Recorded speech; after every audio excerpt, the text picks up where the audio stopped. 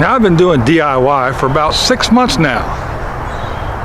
So in that time frame, what have I learned?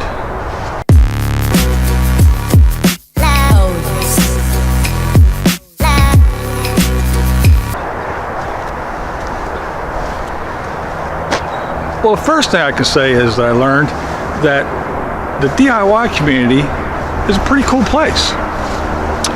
Lots of sharing, lots of information, tips, tricks. It's kind of not, I don't want to talk bad about the vaping community, but it's not like the vaping community in general.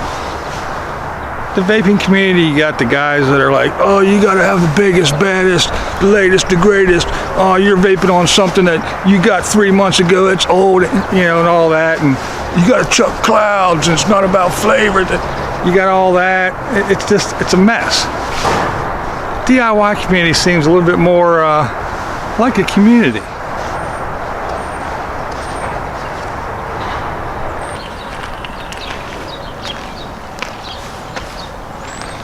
The other thing I've learned is that if you start making your own recipes, start throwing things together and whip up something, you just might make a recipe that somebody else already made. They may try to call you out saying that you copied, you stole the recipe. But it's kind of like, I guess, your grandma's potato salad. She used potatoes, some celery, some mayonnaise, and some onions. Well, I threw some strawberries, some cheesecake, and a graham cracker crust together. We're bound to make the same recipe. Doesn't really mean I stole yours.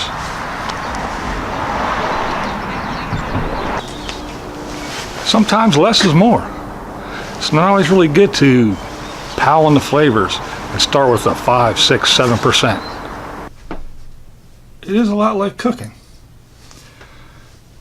You take ingredients, you figure out what you want, and you put them together to achieve the desired outcome. Now, like I was trying to do this candied apple thing, so I know I needed an apple, so I start with an apple.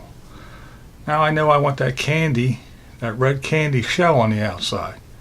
Now, how do I achieve that? Well, it might take different ingredients to achieve the desired flavor, texture, and all that, but it is a lot like cooking. Now, unlike cooking, patience. You have to be patient. Cooking, you put some stuff in a pot or a pan, you stir it up, and you fry it or whatever, you throw it in the oven, you take it out, you taste it. Juice, you mix it up, you taste it, sometimes it doesn't taste so good, sometimes it tastes okay, sometimes it tastes great. Stick it on the shelf, shake it up, 2 weeks later, that is now fantastic. So you had that great idea, you thought you got it right, you mixed it up, now you have to wait to see, did it come out the way I wanted? So you do have to have some patience. Start small. Now when you first go out and you decide you want to do DIY and you're looking to order your concentrates, get little 10 ml bottles. They're like $2. You get a bunch of flavors, you can try a bunch. If you don't like them, you spend $2. If you use them a lot, jump up to a little 30 ml bottle. If that goes quick, then you can get the big bottles, the bigger bottles. I have stuff in little 10 ml bottles that I use occasionally, or I use a lot but in a very, very small percentage. Hazelnut, for instance. I got a 10 ml bottle of hazelnut. I use it a lot, just 1 or 2 drops in a 30 ml. So a little 10 ml lasts a long time. No reason to go out and get some big old jug of this stuff, even though I do use it a lot. Other stuff, I went through the 10 ml, so I went and I got a 30 ml. Now 30 ml lasts me a decent amount of time. I can go a couple months without having to reorder, so 30 ml is fine. Now there's other stuff like strawberry, banana, things like that. 10 ml, boom, gone in 2 days. 30 ml, Didn't even last a week. So definitely time to get the big jug. But see what you use, see what you like, see what you use a lot, and then go bigger. But start small. See what suits your taste before you spend that money. Along with being patient during the steeping time is good note-taking. Now, whatever method you use, whether you use a computer program, whether you use something on your smartphone, on a tablet, or whatever, me, I'm old school. Piece of paper and pencil. Cheap. They still make them. I write down everything. What I started out with. The ingredients, and of course the percentages. The date that it was made, and I jot down little notes when I taste it at first. I go back to it in about a week, I taste it again, and I jot down little notes, and I compare. What changed? What didn't change? What got muted? What came forward? Then in 2 weeks, same thing. Give it a taste, jot down what you tasted, and look down through and compare the notes and see how these flavors developed, what got to the forefront, what got pushed to the back, what you get on the inhale, what you get on the exhale. That way, when you go to develop these things, you have that idea in your head. Well, I know that if I mix this marshmallow with this strawberry, this is how the strawberry is going to react in 2 weeks. This is what the marshmallow is going to do to that strawberry in 2 weeks. One thing I did learn is get a scale. Now, when I started out, I decided I was going to do the drops thing. I quickly abandoned that because I found out that all droppers are not created equal. 3 drops out of one is not the same as 3 drops out of a different bottle. Tried the pipette thing. Yeah. That's a real pain. Try the syringes. Wash them once or twice, all the numbers come off the side. They're not usable anymore.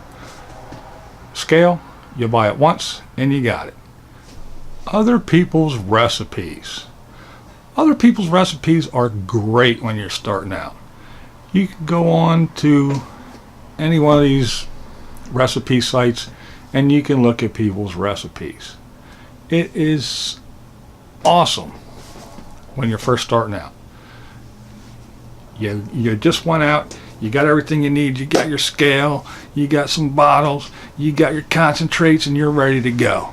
Okay, well, I love me strawberry kiwi, and okay, what do I do? So you go on one of these websites and you pull up somebody's recipe. You see how they use these ingredients, how they pair things, what percentages they start out with. Wait, what's that? They put a marshmallow in there, or they put a cream in there? So then it gets your mind thinking, well, why did they do that? Why didn't they just throw a strawberry and a kiwi together? Or why did they just throw a strawberry and banana together? Why did they put that cream in there? Why did they put a marshmallow in there? So then you start to look and research, and you find out. So yeah, there's nothing wrong with using other people's recipes. I mean, after all, somebody posted it on a website on the internet for everyone to see, so obviously they're happy with sharing it, so go ahead and use it. Now, if you're like me and you make a video and post it on YouTube, you don't say, hey, I made this awesome juice. No, you mix it and say, hey, I got this recipe from, and you give them credit. Because as I said earlier, the DIY community is a pretty cool community. Now, you may have nailed your flavor profile down to just a few, and you like a certain thing, and you got your 3 or 4 favorite mixes that you like, and that's fine for you. That's all you need.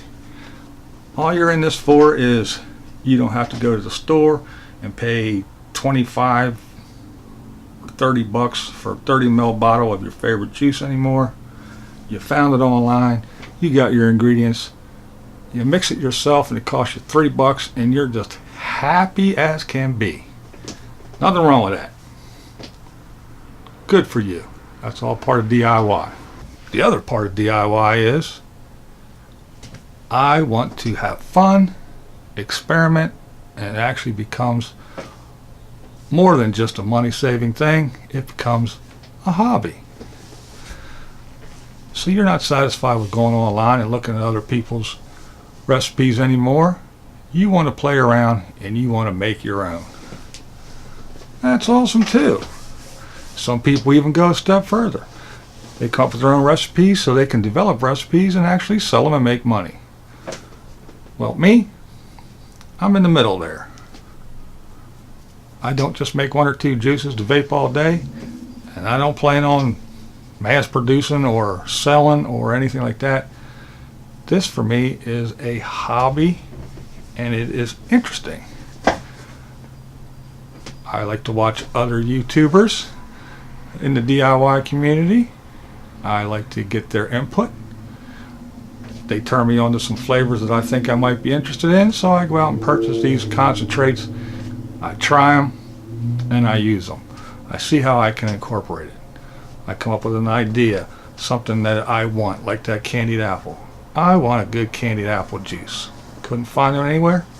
So hey, even if I spend $10, $20 playing around, mixing stuff, throwing it out, mix another one, throw it out, until I get it right, it's all worth it. Now there's something that I already knew, but I had to keep reminding myself and remember. Taste is subjective. I can watch 5 videos on YouTube and have people that mix tell me this is my favorite and this is the best vanilla bean ice cream. I use this all the time. It is my A1 number 1 go-to all the time. I could get it and think it's okay at best. I could like another brand. Does that make either one of us wrong? No. Taste is subjective. Don't be afraid to experiment.